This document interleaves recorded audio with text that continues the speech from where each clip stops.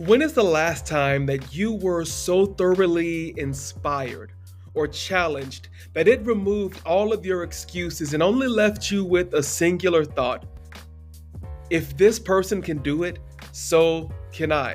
Well, in today's episode of the Pep Talk Podcast, the guest that I'm bringing to you today has a story that is so phenomenal with how he's overcome the challenges in his life that it removed the mental blocks and the obstacles for me and even had me thinking, wow, I need to quit making excuses and get busy.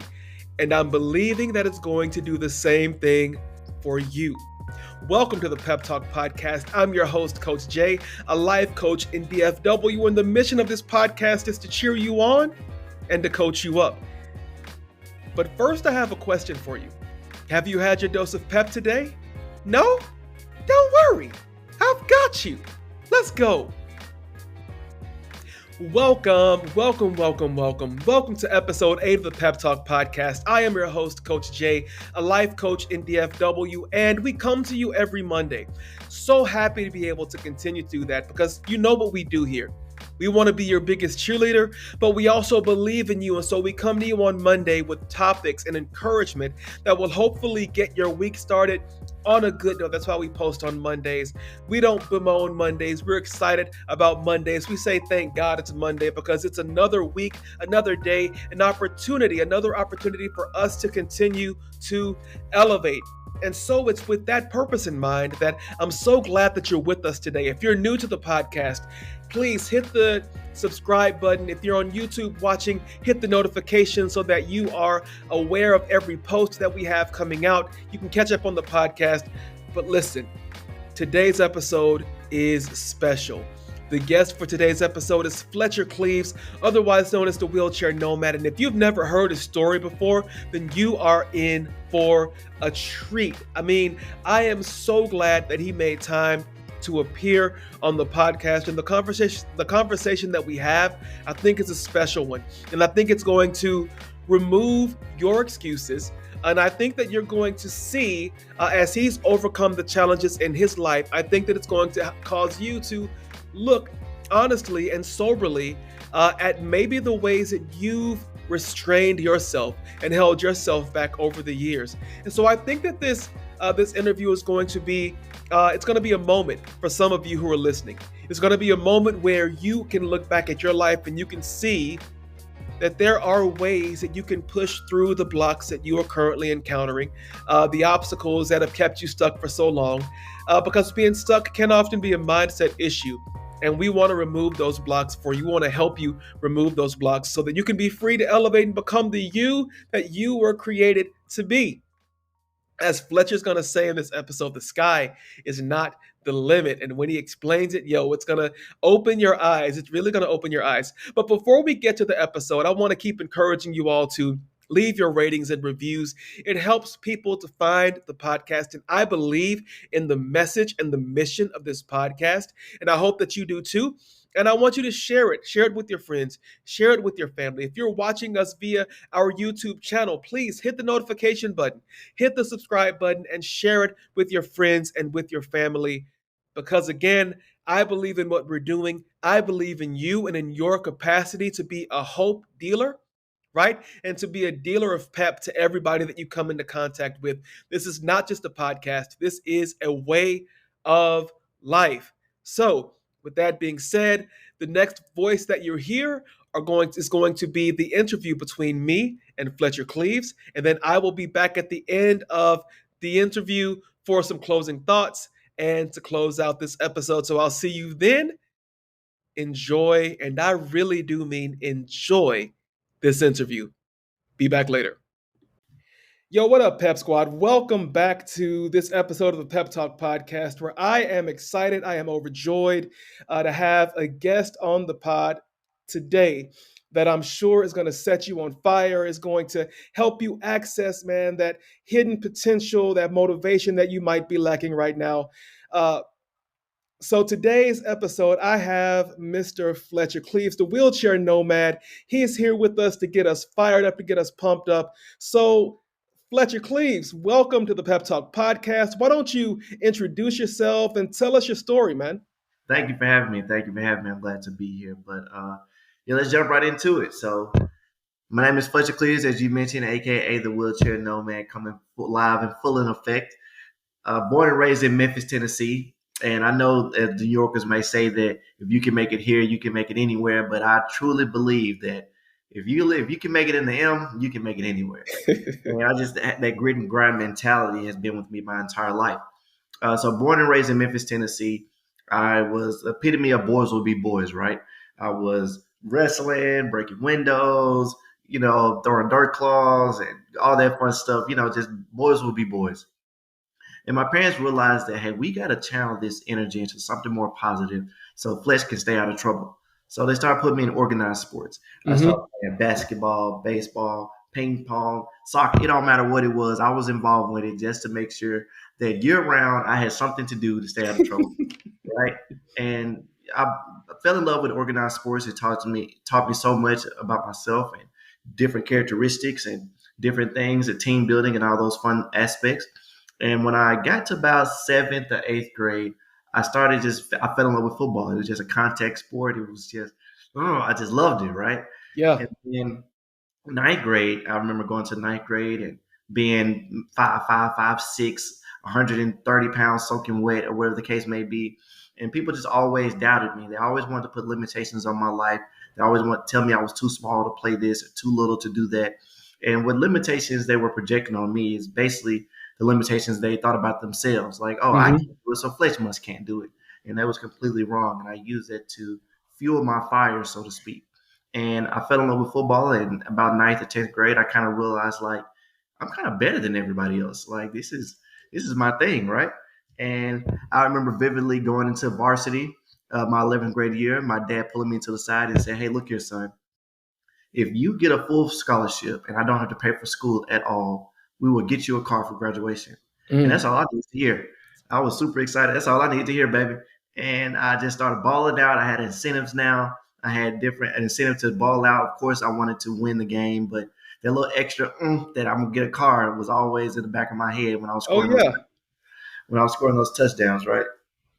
And I was blessed enough to receive a football scholarship. And then right after high school, I graduated in May of 2009, and I wanted to get my body in the best shape because I knew it was going to be um, a rigorous journey, so to speak. And I just left like 3 days after graduation.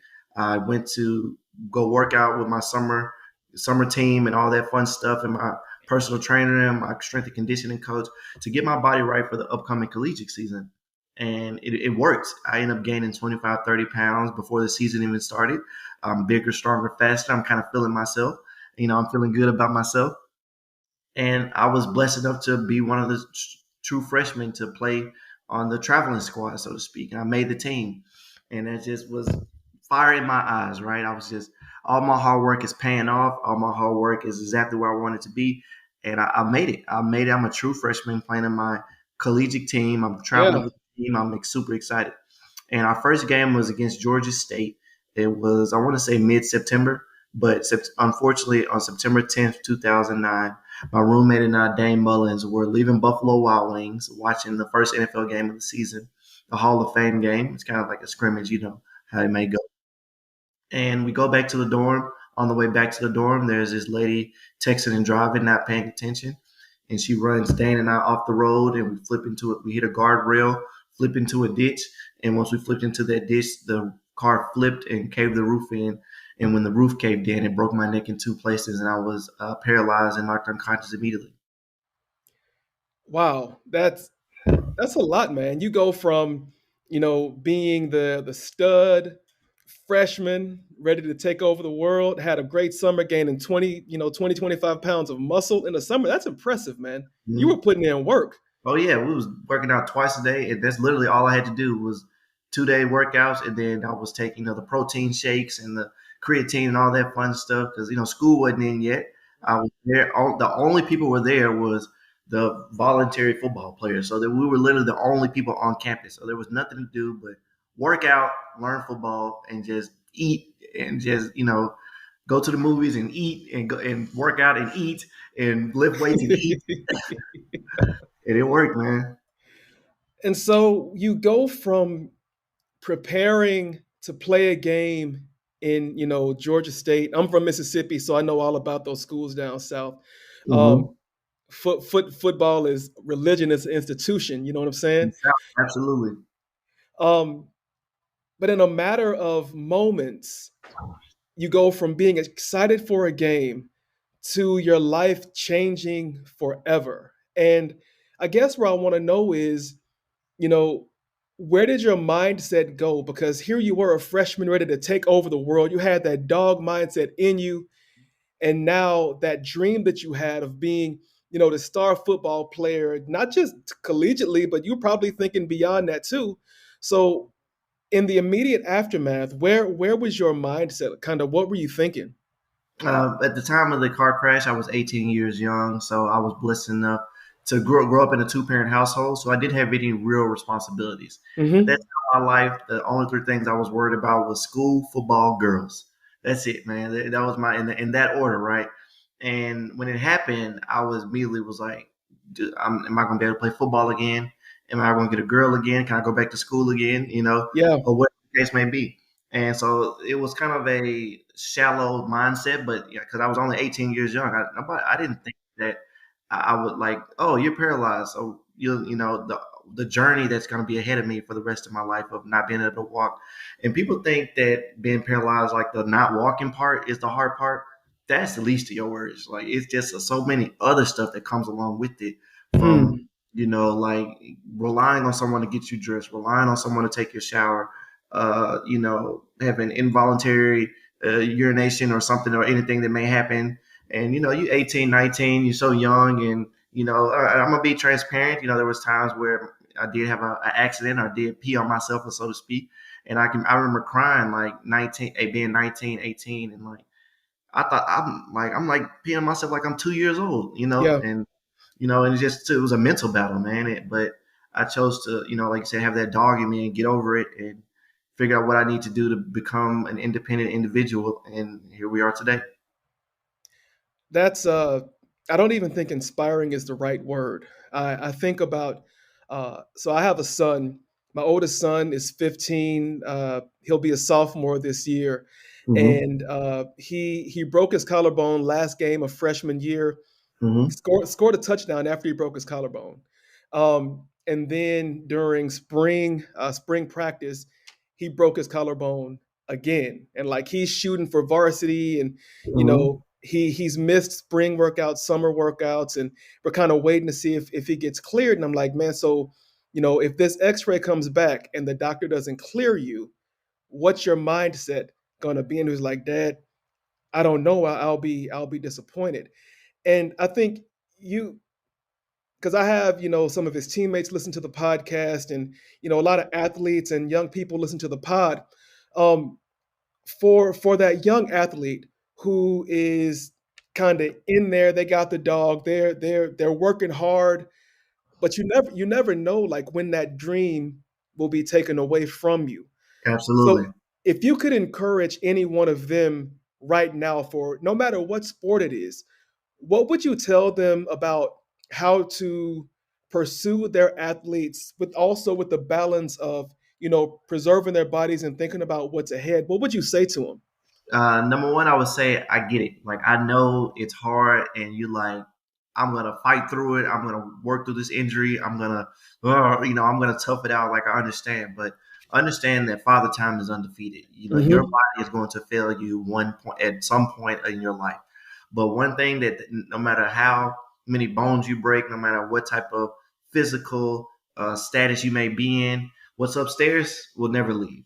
Yeah. So and I was thankful enough that my parents instilled education inside of me. So even though I wasn't able to perform physically, I was able to go back to school, go back to college, and graduate with Hmm. a degree.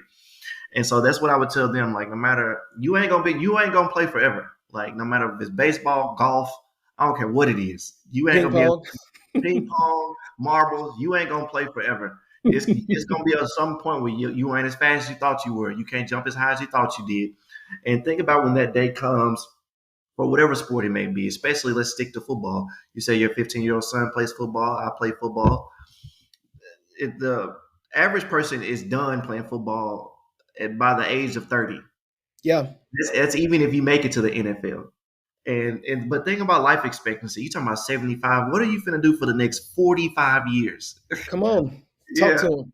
exactly. Like what is like 45 years? Like there's people with Megatron retired at what 28, 29, Yeah. or Barry Sanders retired early, and all these, star athletes, and just realize, number one, if you are blessed enough to make it to the NFL, you become a veteran after 3 to 5 years. You are a Right. veteran. You get drafted at 22. By the time you're 26, you're the old man. You're the old head. Yeah, now think about how young that is. And out of those people who are drafted, not everybody makes the Aaron Rodgers, Tom Brady. Not everybody makes that type of money that's going to last them for the rest of their life. Some of those people are in the league making, 300, 400, let's say $700,000, not knowing that this money is supposed to last the next 3 years. Mm-hmm. And that 3 years is what, 26, 27? Yeah. So what are you going to do for the next 50 years? That $700,000 ain't going to last that long. So you're gonna have to get somebody got to get a job. Somebody got to get a job. So I would definitely say, man, just take your education seriously and learn that whatever it is, if you're blessed enough to take it to the next level, continuously do that. But some people aren't blessed enough to go to the next level. And if money is your motivation, if you say, hey, I want to go to the NFL so I can make a lot of money, understand the top 15 richest people in the world are not athletes. That's right. So if money is truly your motivation, which I hope is not, but if that's your reason, find something else because you ain't gonna make a lot of money doing this. Come on. Come on. Come on. Come on. Okay, that's solid. That's solid. Now, post accident and your recovery, like, dude, you are. I mean, they don't call you the wheelchair nomad for nothing. Like you Mhm. are out. You're skydiving. You're getting thrown into pools. I see your workout videos, man. Like y- the it looks like to me, and you can expound upon this more, but that same mindset that you had as a dog on the football field, it wasn't just a football mindset, that was your approach to life. Like you have that dog in you to live. Absolutely, yeah. You just no matter. I took the mentality that you have on the field and applied it to everything, whether it was math test, driver's test, whatever it may be. I apply that mentality to every aspect of my life. Where number one, you ain't finna tell me what I can and can't do. My parents tell me all the time, the worst thing you can do is tell Fletch no. Tell Fletch he Hmm, can't do something, and he gonna make it his mission to prove you wrong. that's And that was dope. in therapy, where my mother, well, she didn't tell me this till years later, but they would pull the therapist aside and say, Fletcher's doing this, but if you really want him to excel, bet him he can't do it. So the therapist would come in and say, like, yo, Fletch, I bet you can't get your shirt on in under 30 seconds. Who you talking to? I'm about to show you. Mm. You don't know me. And I would, even if I didn't do it, I would, let's do it again. Let's go again. Try it again. I got it. I got it. It'd be 32 seconds. I can get under 30. And then I would do it. And it'd be like, told you I could. And then, this is that, just that mindset I had, so So it's where just did that all so where aspects of, so go where ahead. I'm did sorry. that come from? Like, is that something that your parents instilled in you, or is that something that you were just born with? Like, where did that come from? And over the years, especially after your accident, how did you have to like lean into that even more? I would say it came from my parents, my grandmother, of course, but also finding something externally for motivation. Like, Hmm. you have to do something other than for yourself. So for me, it was my parents and, my support system, my friends, so to speak, that I didn't want to. Well, we're talking about post car crash, so also, or you talking Yeah. about pre car crash? Hey, any of it. Yeah, just talk about it. Well, post car crash, I would say, my motivation was my parents. Watching them, the things that they sacrificed for me to make sure that I had, because I'm an only child.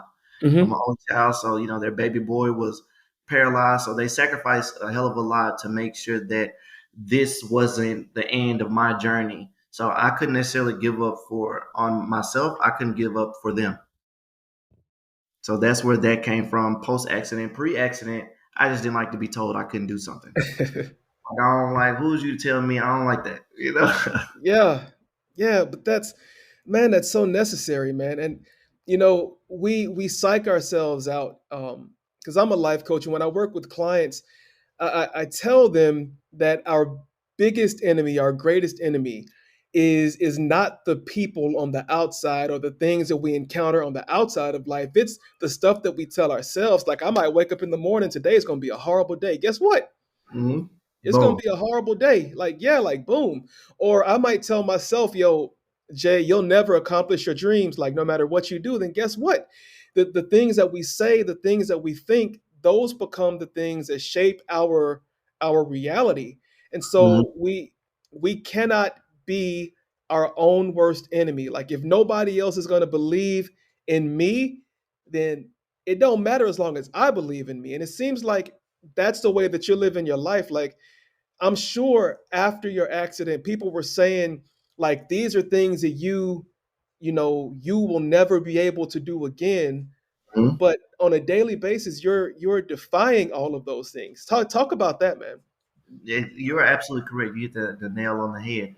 I remember going to vocational rehab, and which is what you have to go through for them to pay for your school or get back to work. And they were like, "Hey, these are the occupations you can now do." And I'm like, "What's over there? Like, why can't what's over here?" And I was like, "Why? I don't want to do none of this stuff." Or like, this is the car you must drive, or these are the jobs you can have, or these are the places you can stay. Mm-hmm. I don't want to stay there. Why I can't stay over here with the house and the balcony? Why I can't do that? Well, people in wheelchairs ain't never. I don't want to hear that. Like, you can't tell me what I can and can't do. So now I'm going to show you that I can do whatever I want to do. So that's where that mindset came from, of just not being able to be wanted to be put in the box, not wanting someone to put their limitations onto my life. So Mm-hmm. as you mentioned earlier, I think, I adopted the saying that the sky is not the limit. The sky is not the limit. And we've all heard the saying the sky is the limit. So, Yeah. and I encourage everyone to think outside the box. And how can you say the sky is a limit when there's footprints on the moon? So if you're telling someone the sky's the limit, you're essentially capping that sky's the limit. There's nothing else over there. That ain't what Neil Armstrong said. Like, that ain't Hey, hey, come on. Now, I love that, and I'm glad you brought it up, because I was gonna ask you about it. Where did that come from? Because I remember, because you wrote a book too, right? Yes, The sir. sky's not the limit. Yeah, I thought so. Hmm. And I remember seeing that, and I'm like, where did that even come from? Because I had never heard it before, and it effectively, like, it blew my mind with the weight of the truth on it. Like, yeah, there are footsteps on the moon, so there is something that's beyond the sky. There's something beyond the limits that we place on ourselves. So where did that come from, Fletch? I remember laying in the hospital, and the doctor, right after my first surgery on my neck, he came in, and my parents are on my left side, the doctor's on my right side, and he starts going down this list of things I won't be able to do. Hey, Fletcher, we ran some tests, we performed surgery, you are paralyzed, you won't be able to do X, you won't be able to do Y, you won't be able to do Z. And I remember taking that all in that night when I'm laying in the hospital ICU, I believe, and I'm in there by myself, and I'm just laying on my back staring at the ceiling. And I was involved in so much growing up. I was involved in summer camps and bridge builders and math camps and all these other programs that was teaching me to think outside the box Mm-hmm. and it was beneficial. So I'm laying in there and I'm laying on my back and I'm thinking, like, this dude's trying to put limitations on my life. Like, he's trying to tell me I can't do something. He don't know me. He ain't never been in my life. You know what I'm saying? Like, he don't know Fletch like I know Fletch. And I just was thinking, man, just laying on my back and just thinking, like, limit, just trying to play around with different play on words and something I could adopt in my head to make myself push harder than the average individual. So I'm Mm-hmm. like, limit, push it to the limit, no limit, no limit soldier. I thought I told you, something, I'm thinking, uh, yeah, I'm thinking, and I'm like, the sky's the limit. I'm like, the sky's the limit. That ain't true. It's people walked on the moon. So the sky's not the limit. Boom, there we go. And I just roll with it. that's it's powerful, man. It is a powerful thought. And so you are an author. You did a TED talk. I think it was The Dangers of the World's Smallest Slot Machine. I may have said it wrong. Yeah, Um, exactly. The dangers of the world's smallest slot machine. so how did that opportunity even come about? So throughout my journey, and I did this most recent. It was this year actually. So I've been speaking for 8, 9, 10 years about the dangers of distracted driving, which is what caused my car crash. Hmm. So AT&T heard about my story. They collaborated with ESPN and ran a commercial, and that commercial kind of took off. And I just became an advocate for the It Can Wait campaign. Eyes on the road, not on your phone. And I just started speaking to a lot of youth and a lot of individuals about the dangers of distracted driving. And somebody approached me about doing a TED talk, and I was like, yeah, sure. Like this is a powerful message. And I came up with it. I worked with different researchers in Hmm. the distraction field or the cell phone field. And I remember one of the researchers saying that when you get a notification, uh, how connected we are with technology, your brain releases endorphins as if you've hit the jackpot. So, Yeah, like you've been, you're walking down the street and you feel your phone vibrating, or you left your phone in the kitchen and you hear it ringing. You run up, oh, gotta go. Who is that? Who is that? Gotta go get it. yeah, Like we have yeah. this fear of not being connected. And so when we get a notification, our brain wants to check it. And so the same endorphins are released as if you hit the jackpot. So essentially, a cell phone is the world's smallest slot machine. Mm. That's a great metaphor, man. All right. So you are high energy, you are highly motivated, you're out here living life to the fullest. Can you tell me, what did you ever have a moment, or when was the moment during your recovery where you were just kind of like, man, bump this, like this isn't what I wanted my life to be? um or maybe you didn't have that moment. Did you ever have a moment like that? Where as far as like the disability aspect, or this is not what I want Yeah. my life to be, yeah, absolutely. And that was quick. When I came home from therapy and I was sitting at home and I was getting a little disability check, and I was like, what do y'all do every day? Like I did that for 3 months. I was like, I can't do this. This is ridiculous. Like what people just sit at home and watch TV and just collect disability. Like I can't do. Like at the time I'm 19 years old, 20 years old. I got that fire light, and I'm watching my friends on Facebook live the freshman life, and Hmm. they're going to PC Panama Beach, and they're going to spring break, and they're doing all the fun stuff, fall, all the stuff that we dreamt about in high school, saying we can't wait to get to college. They're doing it, but I'm sitting at home watching it. I said, "Oh no, this ain't for me. I got to get back out there." Yeah. And I was like, "What? I need to get back to college. I got to get around some people. I gotta, because I'm an extrovert. And just sitting in a room all day watching TV and just waiting on my parents to get home. And I'm sitting there with a nurse who is I'm 19 and she's 50, and we have nothing in common. Like we just talking, she talking. I'm like, lady, I don't want to hear this all day. I gotta go. I want to get out of here. So that was the epitome. That was quick. It didn't take long for me to make that switch. Okay. All right.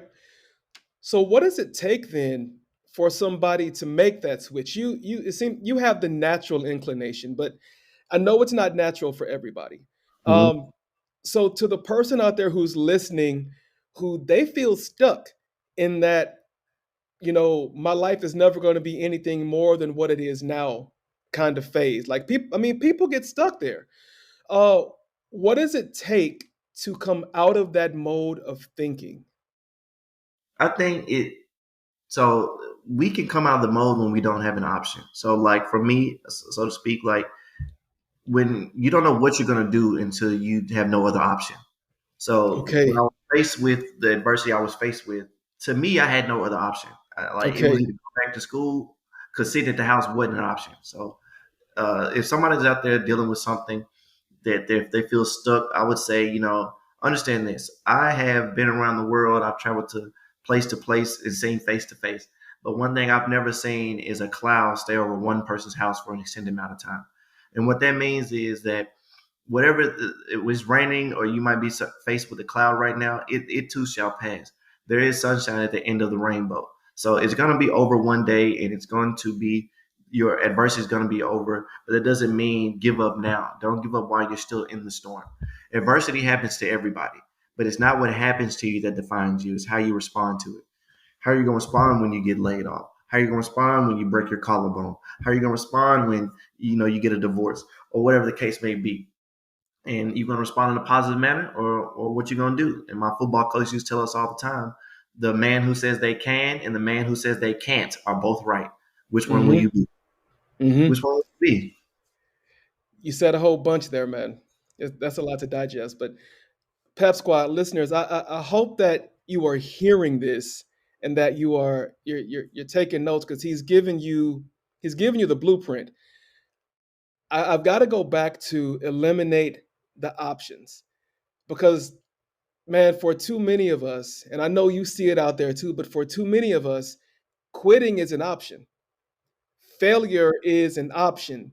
Like not accomplishing our dreams is an option. But when you get to a point where you eliminate those options, dude, you could have easily said, I'm going to eliminate the options to become the wheelchair nomad. Mm-hmm. I'm going to eliminate the option to write a book or to speak to youth. And then your reality really would have been your reality, but you eliminated the option that said you were going to stay stuck where you were for the rest of your life. Couldn't do it. And you know why quitting is an option for most people? Tell me why. Quitting is an option for most people because you don't work hard enough. When you Mm, when you work hard and you put it in and you worked your tail off and you put blood, sweat, and tears in it, you're not giving up. So it's easy to quit when you it's easy to quit the football team when you only been in two practices. It's oof. it's easy to uh, get a divorce when you've only been married for 6 months. It's easy, but my parents were married 40 years. God forbid, people go through. It happens, but when you put in the work, when you have sacrificed so much, when you have done all the things, when you put in the blood, sweat, and tears, you're not giving up. You know, Amen. you're not giving up. A lot of people, you say drop out or college graduate. You think they're dropping out 2 weeks before graduation? No, they're not dropping out 2 weeks before graduation because they didn't did the hard stuff. Yeah. Yeah, that's facts. Um, yeah, man. I remember when my wife and I got married, the one thing that we said up front was that divorce is not an option. She said, "I'm not quitting you, and you not quitting me." And we Mm-hmm. just celebrated 20 years of marriage, 22 years together, because Congratulations. no, thank you. We trying to hit that 40 piece like your folks, and her folks have been together, 50 years. But Mm-hmm.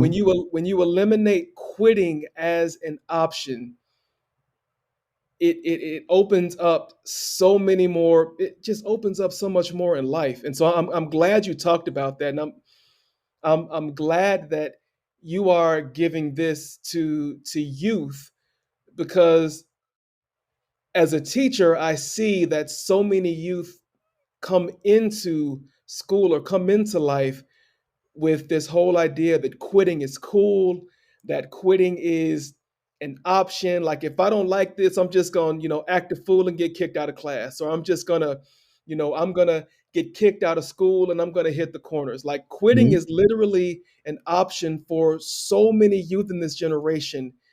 And you were quite literally challenging that and telling them, dude, it's not in the quitting, it's in finding ways to succeed that your life is going to be what you want it to be. Yeah, anybody can quit. It doesn't take nothing to quit. What does it take to quit? Just stop doing it. That's just easy. Anybody can quit. That if you want to, like, oh, I'm gonna just act a fool and get kicked out of class. That's what. That's what you think about yourself. Anybody can quit. But yeah, man. So like when you eliminate those options, it opens so many more opportunities for you. Yeah, that's what's up. That And I is think what's up. the generation, as you mentioned, the instant success generation, like social media wants, everybody wants to be viral. Everybody wants to be a star overnight. Everybody wants to, do these things overnight, but it doesn't happen overnight. The famous quote, Rome wasn't built in a day. Hmm. So it's gonna take time.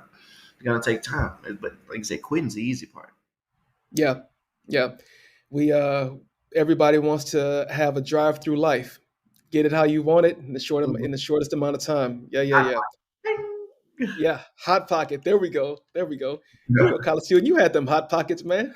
Oh yeah, ramen. I ate some ramen, some noodles yesterday. Matter of fact, I still eat them every now and then. I love them. But yeah, hot pocket them college days. Throw a hot pocket in there, some noodles. They get you going to the calf opens. Yes, sir. Yes, sir. Yes, sir. So let's talk about the wheelchair nomad life. hmm How did that come about? And just kind of, and how did it take off, man? Because you're all over the place. Like you getting around. Absolutely, yeah. My aunt says that he ain't gonna let no grass grow under his chair, as in like he don't sit still enough for anything to grow under his chair. Hmm. Uh, so it started, man, just having the didn't want to be left out, as I mentioned, when my watching my friends enjoy the college life. So one spring break, I was like, hey, I haven't been away from my parents for an extended amount of time for 3 years. So I was like, you know what, we just gonna take Fletch, we're gonna go to Nashville. It was five of us, and that was the first time I was away from my parents, and I just got to experience being around my peers and just Hmm. hanging. We weren't even like we were 20 years old. We weren't even drinking. We weren't even doing nothing. Like we went to Nashville. We was at the mall. We was in the mall 4 5 hours just playing around. Then we went to like a movie. We saw a movie, and then we went to a museum. Like we just kicking it. We throwing popcorn at each other, just joking around, having fun, right? And having that feeling of like, man, this is cool to just be without my parents, just feel normal, so to speak. Just I'm kicking it. We doing so much. It was so much fun. So we do that. Then we go to Nashville again. Then we go to Mardi Gras. Then we go to Dallas. We rent a 15 passenger van. It's 13 of us, and kicking it in Dallas at Papados and Six Flags and all this fun stuff. Yeah. We start, and then we go to Vegas, and then we go to like we just kept expanding, expanding, expanding. And I'm posting pictures of myself, just doing stuff in Six Flags. My boy picking me up, throwing me in the roller coaster. We get, we just they're just my support system is. I always say that my support system doesn't allow me to have a disability. So what that Okay. means is like we gonna do whatever Flesh gonna do whatever he want to do because we gonna make sure of it. Like nothing is inaccessible as long as it's safe, of course. As long as it's safe, we gonna do it. And I'm posting pictures, and I look at my financial situation. And I'm like, dude, you've been to Vegas 3 times this year and Miami. I wonder how much a plane ticket to Italy is. I looked Hmm. it up.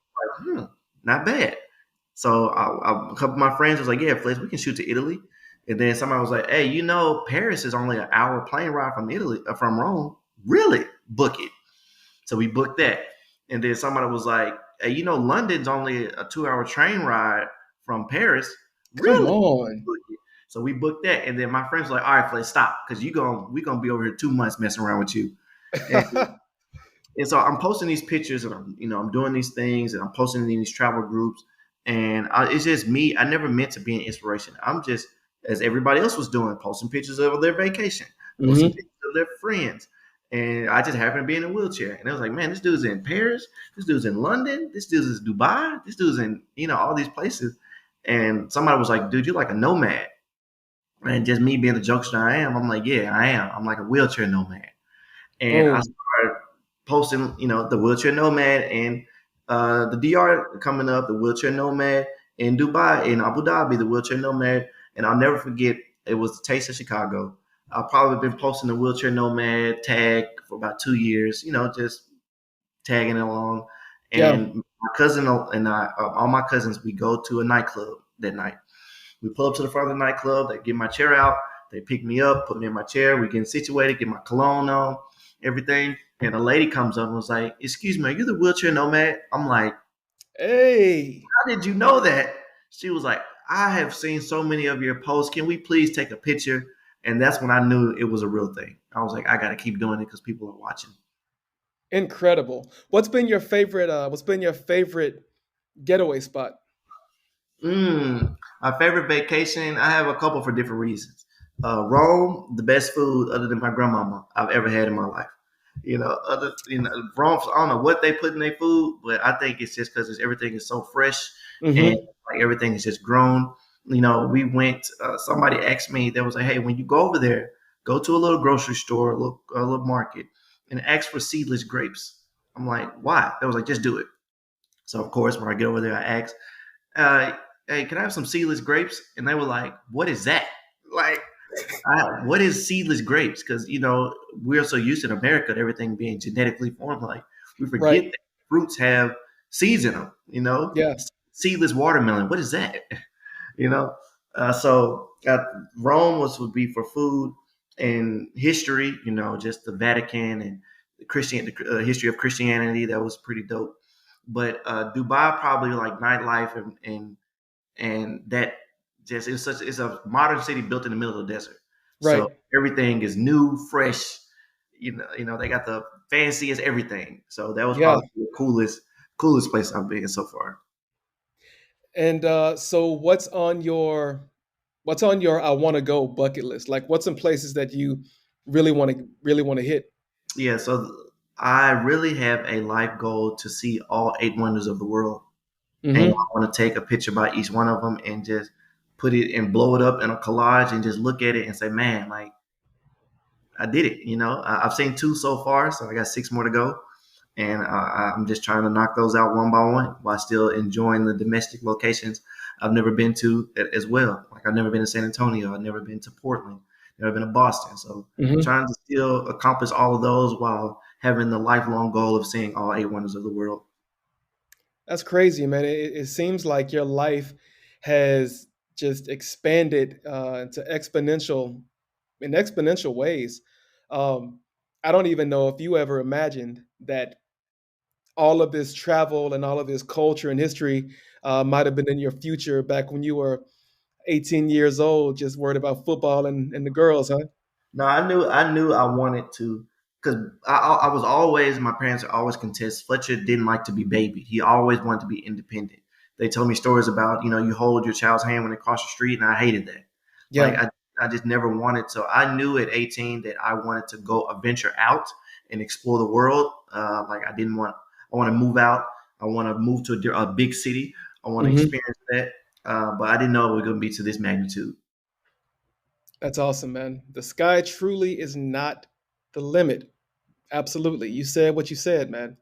For sure. Well, your story is inspirational, and I think that you have said something today for every person. I think you can't listen to all of this and walk away with the exact same mindset. I'm even taking mental notes now, Mhm. and I'm looking at my own self and limitations that I may have placed on myself. And you're challenging a lot of things. People self sabotage. People have faulty beliefs about who they are and what they can do. And Mhm. I think in your work, man, you were systematically dismantling everything that we say that we can't do. And man, that's the work, and I appreciate it. Everything you ever wanted in life is on the other side of fear. Yeah. Like everything you've ever wanted in life is on the other side of fear. And people think that Fletcher's such a motivation and he's done all these things, but I still am going through adversity myself.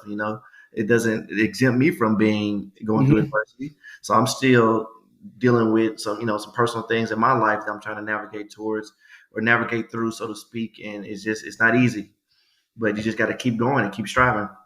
Yeah. Yeah. That's facts. So the way that I like to end every conversation is just to give you about 2 3 minutes to Mm-hmm. give a pep talk to the audience, just something to get them, to get them, what I'm saying, to get that dog going, to get those juices flowing. Yeah. And I have a feeling, Fletcher, I have a feeling that you have something to hit the people with to send them on their way. So I'm gonna mute my mic, and this time is yours. All right, I appreciate it. So, to all the listeners out there, I got one question for you. And that question would be, how big would you dream if you knew you wouldn't fail? What would you think about, or what would you think if you knew you wouldn't fail? What would you think, or what would you dream? And some may be to be president, or whatever the case may be. Whatever your answer is, eliminate all limitations, eliminate all distractions, and focus on that for the next 6 months. And another thing I want you to do for 6 months is not even 6 months. Let's do 3 months. For 3 months, wake up every day and start your day off with positivity. whether it's waking up and saying, looking in the mirror and say, you look good, or just whatever you want to say. And just to get you, today's going to be a great day. Today's going to be a great day. Today's going to be a great day. Yell it 3 times and each time get louder. Today's going to be a great day. Today's going to be a great day. Today's going to be a great day. Just start with positive affirmation and watch how your life ascends. Watch how your life take off. Because the goal, and what my goal is to have a great day. And if you have a great day, enough great days in a row will turn into a great week. Enough great weeks in a row turn into a great month. Enough great months in a row turn into a great year. And if you have enough great years, you'll have a great life. So that's what I would say is just take it small steps at a time. Don't be overwhelmed with what society has put pressure on you to do, what your family has put pressure on you to do, what your mother, your friends have put pressure on you to do. You are in a race and you are the only participant. So go as fast as you want, as slow as you want, but the goal is to never stop moving. Boom. Boom. From the man himself, Fletcher Cleaves. Man, again, I'm honored, man, that we could link up and that we could have this conversation. I think it's going to be impactful, man. And everything that you're doing, I applaud it. And I know that you're saying that you were not out here, trying to be Mr. Inspiration guy or Mr. Motivation guy. You're just living your life. I Mm-hmm. appreciate that. I appreciate it so much. Why don't you tell everybody how they can follow you? What's your socials? How can people get in contact with you? Yeah, for sure. Of course, you can find me on Instagram, Facebook, Twitter, all that fun stuff. But if you just go to FletcherCleaves.com and just search around, you'll find my story. You'll find my AT&T commercial. You'll find all my social media links. You'll find out how to contact me. You'll find a link to my book. You will find how to book me as a speaker and all that stuff. So just go to FletcherCleaves.com, play around, and hopefully you run into something you like. Awesome. Well, thank you, Fletcher, for being a guest on the Pep Talk podcast and honoring us with your story and with your words of wisdom.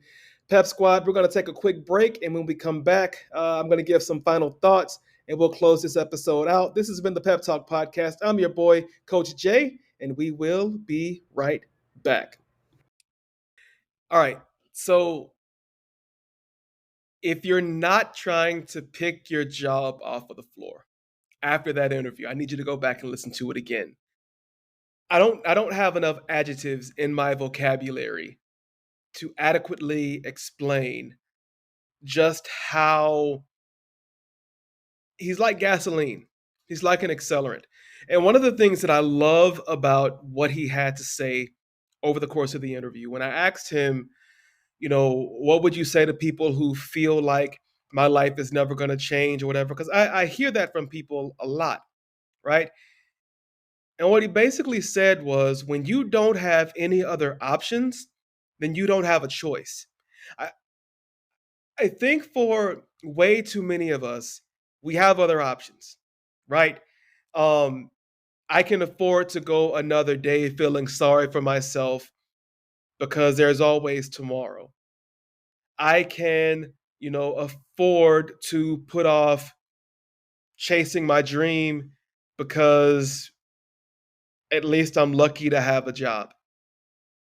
But when you don't have any other options, when you are desperate, I think it was the hip hop preacher who said that when you are as desperate for success as you are desperate for your next breath, then you will be successful.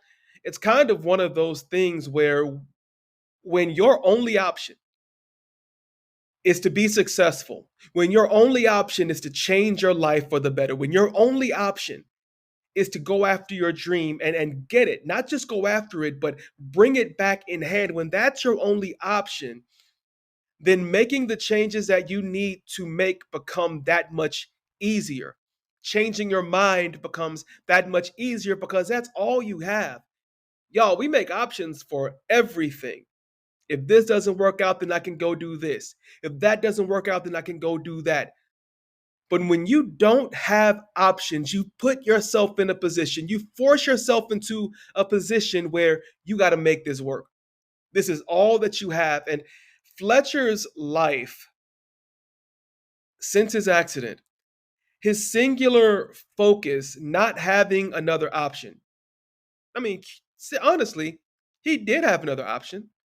He could have just said, I'm just going to be in my wheelchair and I'm going to, you know, let people take care of me and I'm going to not have the kind of life that I've always wanted to have. But if anything, y'all, Fletcher being in the wheelchair put him on a million. I mean, he never once thought about just giving in and dying. What he really leaned into and leaned into heavily was living life to the fullest, going after everything that he wanted, becoming a world traveler, becoming an in-demand motivational speaker. And if you haven't heard of him yet, please believe, trust and believe that you will be hearing about Fletcher soon. Because for him, the sky is not the limit. And for you and for me, our biggest takeaway from this conversation has to be that whatever we think the ceiling is, that's not the ceiling.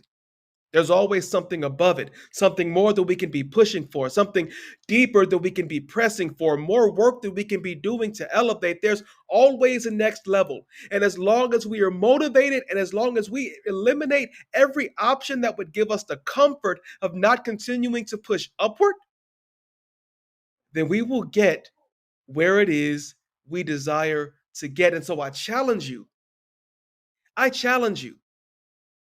eliminate the options and make your desperation for success as desperate as your next breath. Tell yourself, this is what I have. I've got to make it work. This business idea is what I have, so I have to make it work. This mindset change is what I have, so I have to make it work. I need to hook up with a coach. I need to hook up with a therapist. I need to change my environment. I need to change my surroundings. I need to change the way that my mind works. In my Facebook group, we're doing a 30-day affirmation challenge that is geared toward changing the way that we think. Maybe you need some of that in your life. The link's in the show notes. But y'all, there are changes that we have to make. And after listening to this episode, I hope that you feel inspired to make those changes and to change your life. And if that's the case, I know Fletcher's going to be happy. Y'all, if you were listening to this and you are booking speakers for any sort of event, look up Fletcher Cleaves. Look him up. I'll have his YouTube handle on the show notes. Look him up and book him immediately. You will be glad that you did. All right, so that is all that I have for episode 8 of the Pep Talk Podcast. Y'all, thank you for rocking with us in this episode. I'm so glad that you chose to spend a part of your Monday with us. And I know that this is a little bit of a longer episode. I'm not sorry about that. We needed every bit of this to start our week off. And I hope that you're on fire. And I hope that you carry that fire with you into your workplace. I hope that you carry that fire with you into your dream space. I hope that it's helping you to set and crush goals this week. And I hope that it's pushing you to do more and to be more and to challenge people around you to do and to be more as well. Y'all, this has been episode 8 of the Pep Talk Podcast. I'm your host, Coach Jay. Follow us on our socials. Leave a rating, leave a review. Y'all, I challenge you to get involved and to join us as we continue building a movement of motivation, inspiration, and encouragement. And if you're looking for a life coach to help you get started along the pathway to transformation, I'm your guy. I've got you. Hit me up and let's get to work. All right? All right, so the way that we always end it, y'all, is to keep it love, to keep it light, and to keep it peppy. This has been the Pep Talk Podcast with your coach, Jay. We'll see you next week. Y'all be blessed. Peace.